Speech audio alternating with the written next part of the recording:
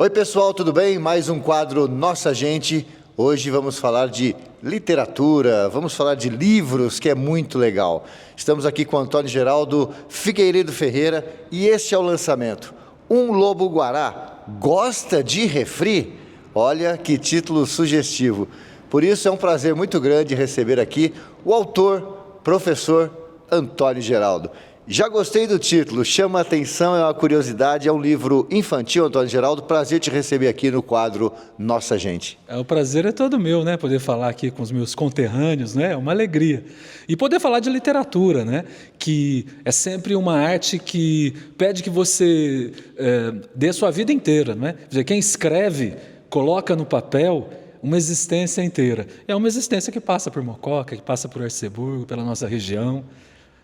É muito... Antônio Geraldo, eu estou vendo aqui, né? Esse é o último, é o mais fresquinho, é o filhinho novo que nasceu, né? E conta um pouquinho da história do Um Lobo-Guará gosta de refri? Sim, é um livro infanto-juvenil e os adultos, curiosamente, estão gostando muito por conta de um jogo de palavras que eu fiz com os nomes dos animais. Mas a história é muito simples. Uma menina aprende na escola o significado da palavra extinção e fica muito assustada com o seu sentido. E em casa começa a conversar com a mãe, se a mãe sabe desse sentido. A mãe não liga muito, ela fica brava, vai para o quarto, faz anotações, fica o dia inteiro com isso na cabeça. E à noite, claro, à noite chuvosa, ela dorme e começa a sonhar com os animais. E nesse sonho, os bichos aparecem, e eu brinco com os nomes de todos, para que a criança aprenda a perceber o envolvimento do nome do bicho com a língua, com a linguagem e com a própria vida. E é muito divertido. Por exemplo, só para que vocês entendam isso que eu disse a respeito da brincadeira com os animais, né? Há uma das brincadeiras é assim: o macaco prego teve um pesadelo. Sonhou que era um tubarão martelo. E por aí vai com os nomes de vários animais. E a criança, você acha que a criança, ela está voltando, os pais estão voltando a fazer com que as crianças tenham essa vontade de pegar o livro físico, né, na mão e ler? Como que você tem visto isso? Isso é muito importante, né? A realidade física do livro como uma espécie de antídoto ao mundo digital que tem sido predominante, evidentemente. O mundo digital é um mundo de uma rolagem infinita. Então você não tem fim, eles passam e você nunca se aprofunda naquilo que vê. Você vai rolando. Essa rolagem infinita e uma superficialidade constante faz com que a criança, o jovem e até mesmo o adulto não consigam se aprofundar em nenhum assunto. Então nós ficamos condenados à superficialidade. Então o livro é uma espécie mesmo de ferramenta importante para fazer com que o ser humano volte a pensar com profundidade a respeito de si, da vida. Por quê? Porque eu só viro a página depois de lê-la. Não é? Virar a página precisa do esforço, da atividade do leitor. Então é muito importante. Os pais, a família, a escola, têm um papel fundamental nesse processo. Uma criança, se vê os pais lendo, ela vai perceber que a leitura faz parte da vida. Se ela percebe o irmão mais velho, os amigos lendo, tudo isso vai fazer com que ela retome esse hábito que funda o que eu chamo ser humano. Essa definição que você deu do mundo digital é sensacional, da rolagem de página, e aqui a pessoa ela tem que ler. E, Antônio Geraldo, eu lembro também da nossa época de infância, a gente fala, quer ver? Parece loucura, mas não é não, viu? O cheiro, né? O cheiro do livro parece que fica na gente, né? Sem dúvida. E a gente gosta de sentir, você pega aquele cheirinho, né, do novo quando você compra, né? Essas coisas, elas têm que ser resgatadas, né? Não, sem dúvida. É o que a gente chamou de físico, né? Quer dizer, o mundo real é um mundo verdadeiro. O mundo virtual é só um espelho que muitas vezes aprisiona o internauta. Os algoritmos, por exemplo, eles conseguem identificar um padrão de pesquisa. E você passa a receber apenas aquilo que você é. O livro, ao contrário, faz com que você possa perceber toda a diversidade, toda a multiplicidade do mundo, inclusive aquilo que você não é. Você está exposto àquilo que é diferente de você, é fundamental para que você cresça. Porque ao olhar o diferente, ao olhar aquilo que é antípoda do modo como você pensa, você imagina, é possível pensar diferente, é possível construir um mundo diferente, e você se modifica, você muda, você cresce, você questiona, enfim, você se torna um sujeito crítico. Tônio, como é que você tem outros livros que nós já vamos falar, né? Você vai do infantil, você vai para o poema.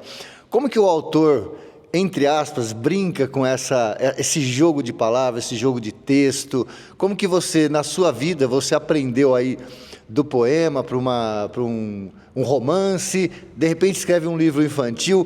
Como que isso é trabalhado no seu interior, na sua cabeça, na sua experiência? Sim, é curioso. Eu dou aulas de redação pela internet e contei isso, curiosamente, para uma aluna na semana passada.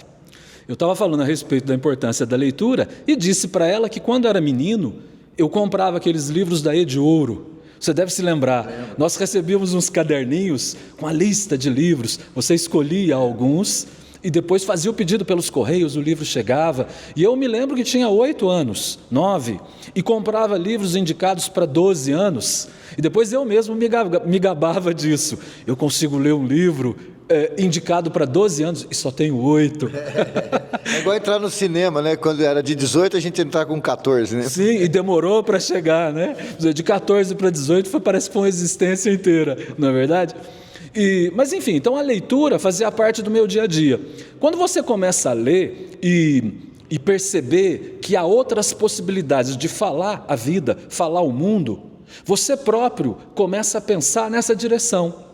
E um dia eu percebi que era isso que eu queria fazer, era disso que eu gostava, e comecei a escrever. Você começa no caderno, né? Escreve para um conhecido, escreve para uma menina que você está paquerando, e depois isso vai se tornando parte da sua vida. Você percebe que você tem alguma coisa a dizer que pode acrescentar aos leitores uma peça no quebra-cabeça da existência que pode ser que esteja faltando. E curioso que a literatura e a arte, de modo geral, tem essa característica. A peça que eu leio no livro que falta para mim, no mesmo livro, pode ser que para você, Marcelo, você encontre outra peça que vai fazer um novo encaixe. É isso que caracteriza a obra de arte. E por isso é que ela define o gênero humano. Voltando um pouquinho no passado, pegando esse gancho que você disse, que você gostava de ler os livrinhos da Ediouro, antes de a gente falar dos seus livros. Então vamos voltar um pouquinho no passado. Como que você se despertou? Você fala que escrevia no caderno e tal, mas quando você falou assim, não, eu quero escrever um livro, como é que despertou isso em você, Antônio Geraldo? É difícil, parece que é até natural. Eu senti a necessidade de escrever, não é? Enfim, de criar uma forma concreta, sensível, que de algum modo falasse a respeito da existência. Eu devia ter uns 14, 15 quando eu comecei, não é? E eu me lembro que com 17, 18, indo para a faculdade, eu já tinha os meus textos escritos. Mostrava aos professores da USP, eu fiz letras na USP, e alguns até gostavam, né? Eu me lembro de, numa aula com a professora Tele Porto Ancona Lopes, que é a maior especialista em Mário de Andrade do Brasil, entregando um trabalho, uma classe com 200 pessoas. Quando foi entregar o meu trabalho, eu quietinho, lá no fundo, ela parou e disse, quem é Antônio Geraldo? Eu falei, fiz alguma besteira, tremi, eu fiz alguma besteira, porque eu me lembro ter feito num fichamento algo que ela não pediu. Além de fazer o resumo dos aspectos literários que ela pedia no trabalho, eu fiz pequenas críticas próprias a respeito daquilo que eu lia. Ela não havia pedido aquilo. Eu falei, não gostou. E tive uma surpresa, porque ela gostou muito, né? E disse assim, perto de todo mundo, você escreve, não é? Eu falei, escrevo. Então eu quero que você vá na terça-feira que vem, à tarde, no meu escritório que fica no Instituto de Estudos Brasileiros e leve o que você escreveu.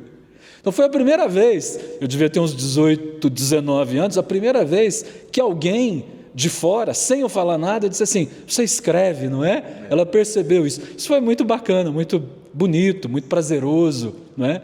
E aí começou o escritor Antônio Geraldo, depois da sua formação em letras, né, pela USP, professor, e você sempre caminhou, né, com os dois em paralelo, né? Sim, sempre. dar aulas é muito prazeroso também, porque você vai pegar aquele aluno, né, que no mundo contemporâneo está preso a essa questão do digital, né? E é curioso também, a minha preocupação com o infanto-juvenil é um pouco essa. As crianças e ali os pré-adolescentes gostam muito de ler, e de repente eles param. Não é? Todos perguntam assim, por que isso acontece? Por que ele gostava de ler?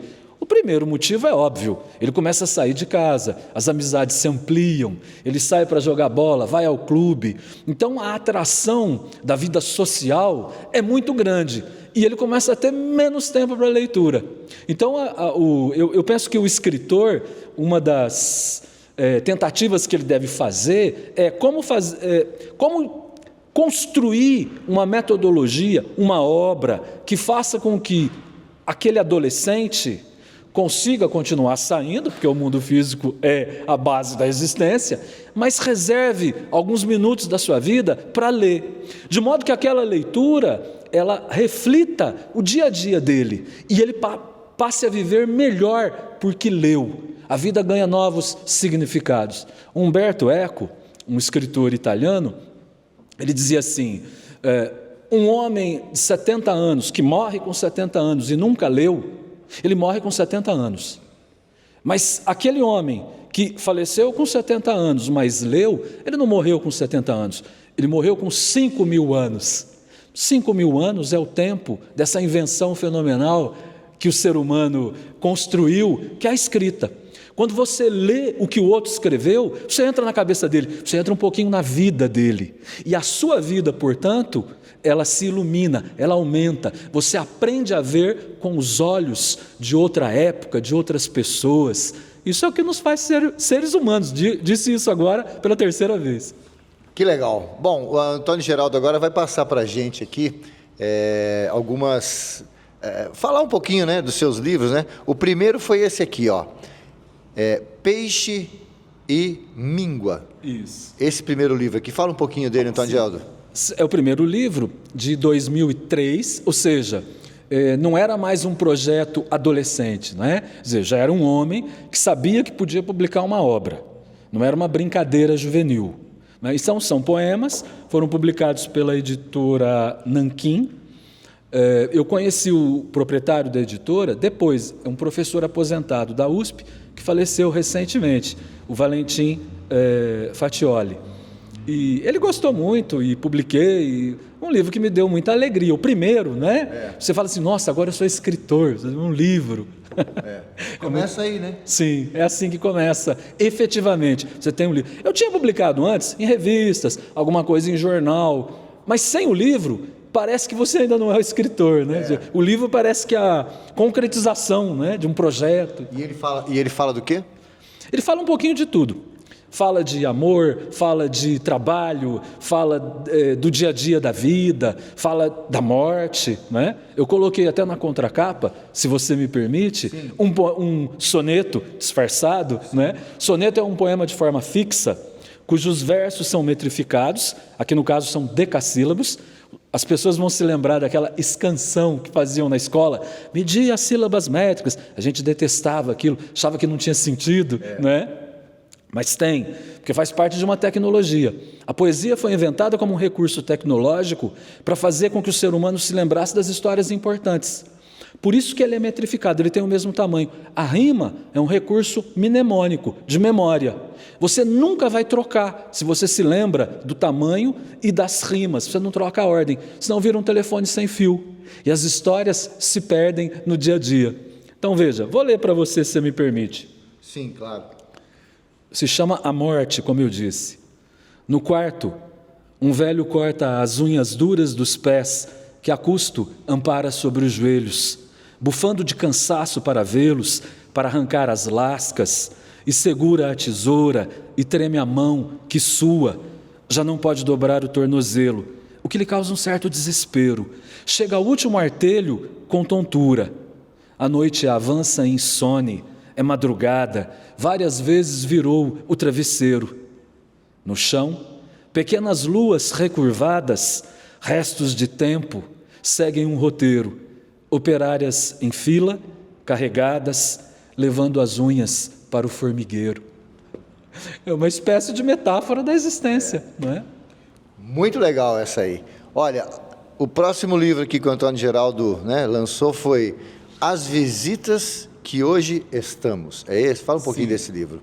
Esse aqui já é um romance, e é um romance experimental no sentido de que ele não tem um enredo único e personagens únicas. São diversos fragmentos que podem ser lidos individualmente. Você lê uma pequena história, ela tem começo, tem meio, tem fim.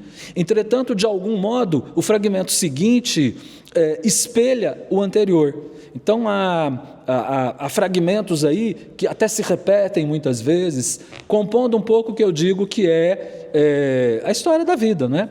O romance é uma tentativa artística de tentar dizer o funcionamento do mundo. Então, é um gênero antigo que começa lá com Homero. Depois, o primeiro romance moderno é Dom Quixote, não é? E ele vem sendo experimental durante toda essa história e continua em evolução. Então, eu contribuí com essa, vamos dizer assim, com essa fragmentação. A gente não sabe se vai dar certo, não é? E eu já estava com ele quase todo pronto, e será que vão gostar disso? Fiz uma experiência linguística, não é? A pontuação é diferente, é um livro diferente, mas para a gente funciona. O autor imagina, está tudo muito bom. Aí eu me lembro que mandei para o Estado, que tinha um concurso, Estado de São Paulo, era um concurso para publicar no jornal a respeito da Bossa Nova, isso. Aí eu escrevi nesse estilo um fragmento, mandei, e eles escolheram 10, publicaram, foi bastante prazeroso. Aí eu disse, não, ele está no caminho certo. Terminei, burilei, reescrevi bastante e publiquei pela editora Iluminuras, de São Paulo. Legal, deixa eu pegar o próximo aqui. Opa, esse aqui tem um título, Eu Morto. Eu Morto. Esse aqui são poemas que eu escrevi durante a pandemia, né? Que legal. Durante a pandemia, eu pensei, poxa vida, pode ser que eu morra. A gente não sabe, né? Quem vai pegar essa doença, se vai escapar, se não vai, não é? Então, são vários poemas ao redor dessa possibilidade da morte rondando a nossa existência, não é? A morte é que dá sentido à vida, não é verdade? Nós, ao sabermos que vamos morrer, o ser humano é o único animal que tem consciência da própria morte. E justamente por essa consciência, nós atribuímos à vida o significado imenso que ela tem. É um pouco nessa direção. Que legal. Esse aqui é bem sugestivo também. E aqui, esse é de criança, né? Para criança, né? Sim. O amor pega feito um bocejo. Isso. E esse aqui, Antônio, mais um, antes desse aqui que você lançou, que é o Lobo Guará, gosta de refri. Sim. Na verdade, eu troquei, vocês me desculpem. Esse infanto juvenil aqui, o amor pega feito um bocejo, ele é de 2014, ele é posterior às visitas. E depois o Eu Morto, que é de 2020, durante a pandemia. Esse aqui é de 2014. O amor pega feito um bocejo. É uma história, então, é uma história triste. Esse livro é curioso. Como é uma história que não acaba bem, a editora ficou reticente em relação à publicação, não é? Mas eu me lembro que tinha que argumentar, defendendo a minha obra, disse assim, de fato, pode ser que muitos leitores não queiram esse livro porque ele não acaba bem. Entretanto, outros vão querer lê-lo justamente por isso, porque nós precisamos ensinar às crianças, não é? Aos pré-adolescentes, a ideia da perda. Não é? Nós vivemos num mundo em que as crianças imaginam que o mundo seja apenas de sucesso, por conta dos influencers, seja só sorriso, alegria, sucesso, fama. E a ideia da perda é difícil de ser trabalhada e eles não a trabalham. E eu fiz pensando nisso. Uma tia vai ter uma doença mental, provavelmente Alzheimer, e ela morava sozinha, não vai poder morar sozinha, e um sobrinho leva para casa. Ele tem um filho pequeno que se assusta com a tia, que ele acha meio esquisita, né? Meio doida, e ele aprende a gostar da tia. E eu não vou contar o final da história para não dar um spoiler. Legal. Agora, esses dois aqui é uma obra robusta, hein? Uma complementa a outra. Como que é o jogo aqui dos Siameses, né? Duas obras, né? Bem, livros que a gente chama, né? Olha, esse livro é grosso, hein? São 2 livros aqui, os Siameses. Sim, Siameses os 2 volumes é um romance só, uma história só. E esse romance eu fiquei bastante tempo escrevendo, né? E também é um romance, portanto, eu continuei no processo de experiência, então eu fiz todo também fragmentado, mas uma fragmentação diferente, parecida com o WhatsApp. Né? No WhatsApp as pessoas escrevem rapidamente e já enviam, né? Em seguida. Então a mensagem ela fica sempre muito entrecortada. Eu imaginei como fazer algo que seja entrecortado, mas ao mesmo tempo seja um longo discurso, não é? Essa questão que eu pensava. E escrevi essa história, né? Que é a história de eu tenho um narrador que vai falar a respeito de um acontecimento trágico com um casal de amigos. E ele vai contar para um amigo que está ouvindo. Só que o livro inteiro é uma pessoa só falando, contando tudo o que aconteceu e comentando. Claro que aí entra a história do Brasil, entra poesia, enfim, todos os aspectos que configuram os últimos anos da história do nosso país, por que não dizer um pouco da própria história mundial. É o que a crítica chama de romance enciclopédico. Romance enciclopédico é aquele que tem a pretensão de poder, por meio das suas palavras, dar conta de várias possibilidades de compreensão de uma época. Essa é a definição do romance histórico. Esse romance foi bem recebido e com ele eu ganhei o prêmio Machado de Assis da Biblioteca Nacional em 2021. Legal. Um prêmio dos mais importantes da literatura brasileira. E essa capa? Você também falou alguma coisa dessa capa que ela é bem interessante, né? Sim. O meu passatempo é fazer obras plásticas. Eu faço justamente porque uma vida assim de leitura, de escrita, eu precisava descansar um pouquinho. O que eu vou fazer? Como eu gosto de obras de arte, sempre visitei museus, eu comecei a brincar fazendo algumas obras. E essa brincadeira... eu ganhei 3 prêmios Bruno Jorge aqui em Mococa. Eu trago para cá, que é a minha cidade, mostro e gostaram, né? A gente fica feliz. E no caso, as 2 capas são obras que eu trouxe, que eu fiz, não é? E que no caso não estão só enfeitando o livro, não. Elas são obras que na história, uma das personagens... ele fez essas obras porque ele estava precisando de dinheiro e imaginou que obra de arte moderna era fácil. Joga qualquer coisa, pinta. Então tem uma brincadeira e elas estão aqui na capa. Essa aqui ganhou o prêmio, um dos prêmios Bruno Jorge. Essa outra, pouca gente viu, mas está na parede de casa, né, que ilustra o 2º volume. Ele fez 2 e eu coloquei aqui nesse romance. Mas é um romance que as pessoas se assustam, 1.336 páginas, mas é uma leitura assim que flui muito, os leitores me dizem isso. E por conta dessa fragmentação, ela tem um ritmo, às vezes um pouco mais lento, outras vezes mais rápido, e o leitor costuma gostar muito. Olha, que legal, é uma honra, né, receber o Antônio Geraldo aqui, uma pessoa... que eu conheço, né? A gente se conhece desde criança, né? Desde criança. Praticamente vizinhos, né? Jogávamos bola juntos, né? Hoje o Antônio Geraldo está em Arceburgo morando, mas ele sempre destaca, né? Que a terrinha dele é Mococa, mas Arceburgo é nossa cidade de irmã também, né? Estamos juntos ali, né, Antônio Geraldo? Sim, sem dúvida. E eu recebi o título de cidadão arceburguense, não é? Nós estávamos vendo antes aqui da nossa conversa, na galeria dos que receberam o título de cidadão mocoquense, nós até nos divertimos, né, Marcelo? Vendo pessoas, nossa, não sabia que ele não era mocoquense, quer dizer, se tornou mocoquense, pessoas da nossa infância, inclusive, né? Nós jogávamos futebol, jogávamos vôlei, né? Lembra? Sim. Nós fazíamos parte da equipe do Oscar Vilares de vôlei, disputamos o Campeonato Paulista. Verdade. Ô, Antônio Geraldo, nós estamos na Casa do Povo, né? No Legislativo.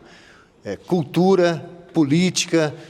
como é que você vê o incentivo, o que pode ser feito o incentivo para incentivar a cultura, os jovens para entrar nesse mundo? Qual que é a sua visão como cidadão, né, estando aqui na Casa do Povo, no Legislativo? O que você poderia dizer com relação ao que a política poderia ajudar com a cultura? A política é o centro de organização da vida que nós inventamos para construir a sociedade, não é? Aristóteles dizia que a política é a ciência suprema, por meio da qual todas as outras ciências devem se submeter, no sentido de se alcançar o bem comum. Essa é a ideia aristotélica de política, que é a base da nossa configuração, né, do modo pelo qual nós construímos a civilização. Nesse sentido, pensando na cultura, né, se a política é aquilo que constrói a existência de uma nação, é preciso que a cultura faça parte do dia a dia de um povo. Como ela vai fazer parte do dia a dia de um povo? Todos os vereadores precisam ter, todos os dias, essa preocupação. A cultura é a base da nossa civilização. E tudo aquilo que for promover o modo pelo qual nós vamos pensar a respeito do nosso dia a dia, do nosso cotidiano, dos nossos projetos, do nosso futuro e mais, da nossa história. Nós vamos olhar para trás. Curiosamente, eu acabei de falar, a gente olhando no corredor, das pessoas do passado, que faziam parte da sociedade, e nos emocionamos, inclusive, ao ver, né, algumas pessoas queridas que já se foram, mas estavam ali na galeria. Veja, a cultura, ela promove esse tipo de reflexão. É um olhar para trás, para o passado, e um olhar para o futuro. Legal. Bom, a gente está chegando no finalzinho aqui, mas... esse livro aqui, eu gostaria que você fizesse uma chamada para a gente, que a gente vai ter um lançamento aqui em Mococa, né? Um Lobo-Guará Gosta de Refri, do escritor Antônio Geraldo Figueiredo Ferreira. Faça a chamada para a gente, Antônio Geraldo, onde vai ser, que dia, como é que vai ser o lançamento? O lançamento vai ser no sábado agora, às 10 da manhã, aqui na Câmara Municipal de Mococa, e eu convido todos os mocoquenses para virem aqui conversarem um pouquinho comigo, perguntarem alguma coisa a respeito não só do livro, mas da literatura de modo geral, da cultura, né? Eu penso que é assim que a gente vai construir uma sociedade melhor, uma sociedade mais justa, uma sociedade em que possamos ter orgulho de fazer parte dela, né? Esse é o sentido político que Aristóteles deu, né, ao tema, e é desse modo que a cultura pode entrar nessa configuração, né, e nesse tipo de reflexão. Então, que os mocoquenses possam falar um pouquinho, ver aqui comigo, e a gente pode ler um pedacinho, matar a curiosidade. Claro, não precisa comprar, não. Quem quiser comprá-lo, tanto melhor, vai ganhar o autógrafo, mas pelo menos participar e falar a respeito de literatura, falar da nossa vida, da nossa existência. Antônio Geraldo, nosso quadro o Nossa Gente, foi um prazer te receber aqui, muito legal, fica registrado aqui o passeio que nós demos aqui pelos seus livros, muito legal, né? Te receber aqui na TV Câmara. O prazer foi meu, né? Eu fico até emocionado, vocês perceberam, né? De estar podendo falar para os meus conterrâneos, né? A vida inteira passa. Não é só quando a gente morre que a vida inteira passa aos nossos olhos, né? O filme.